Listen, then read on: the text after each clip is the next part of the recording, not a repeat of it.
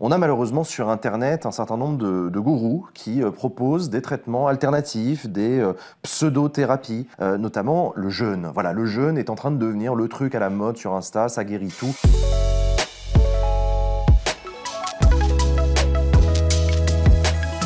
Est-ce que c'est quelque chose dont vous, les chercheurs, vous vous rendez compte, ce phénomène-là ? En l'occurrence, au laboratoire, on étudie notamment l'effet des régimes alimentaires, de certains régimes alimentaires, ou de leurs conséquences, justement, sur la survenue des cancers.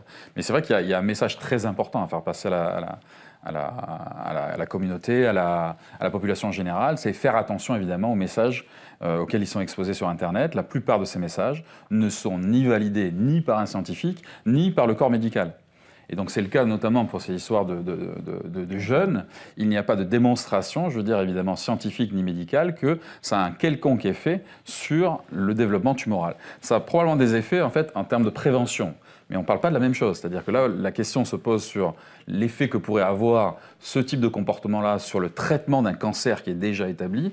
Et là, il y a une alerte rouge à émettre qui est de dire attention à ces fake news, attention à ces messages qui n'ont aucune réalité ni scientifique ni clinique.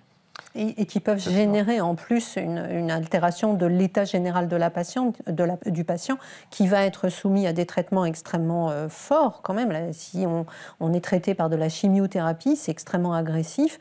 Donc en fait, le jeûne va générer ce qu'on appelle une cachexie, une fonte en fait musculaire qui peut être extrêmement délétère pour la résistance que le patient va avoir au traitement qui est dur.